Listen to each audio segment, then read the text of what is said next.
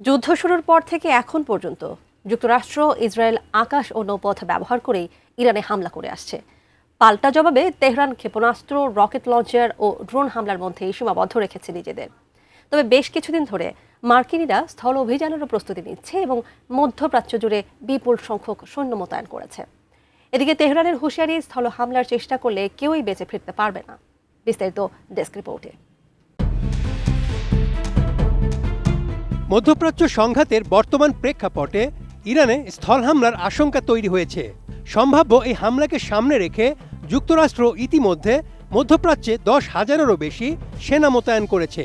মার্কিন সেনাদের স্থল হামলা চালানোর মূল লক্ষ্য পারস্য উপসাগরে থাকা ইরানের খার্ক দ্বীপ দখল, যে দ্বীপ থেকে নিজেদের 90% তেল বহির্বিশ্বে রপ্তানি করে ইরান। বসে নেই তেহরানও।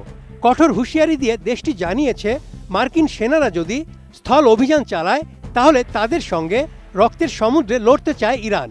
2 এপ্রিল ইরানের সরকারি বার্তা সংস্থা ইন্ডাতে দেয়া বিবৃতিতে সর্বাধিনায়ক আমির হাতামি এই নির্দেশ দিয়েছেন।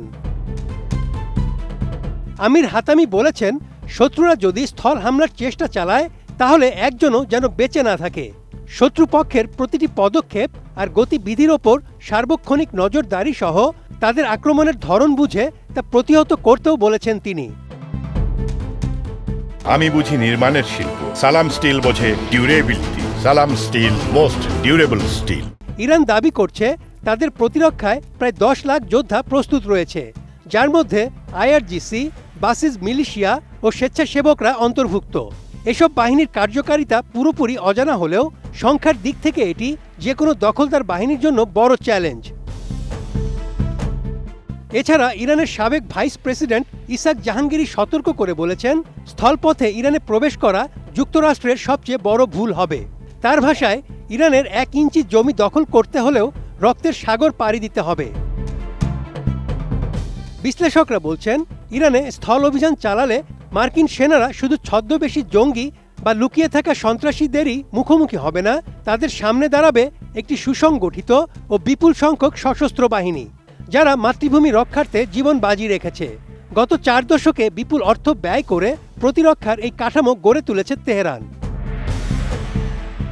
এই বিষয়ে যুক্তরাজ্যভিত্তিক টেলিগ্রাফের এক প্রতিবেদনে বলা হয়েছে, ডোনাল্ড ট্রাম্প যদি ইরানের সমৃদ্ধ ইউরেনিয়াম দখল করার নির্দেশ দেন তবে তা হবে অত্যন্ত ঝুঁকিপূর্ণ এক সামরিক অভিযান।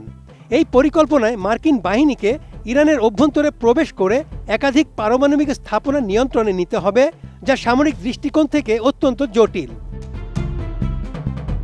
ইরানের প্রতিরক্ষা কৌশল মূলত বহু স্তর ভিত্তিক।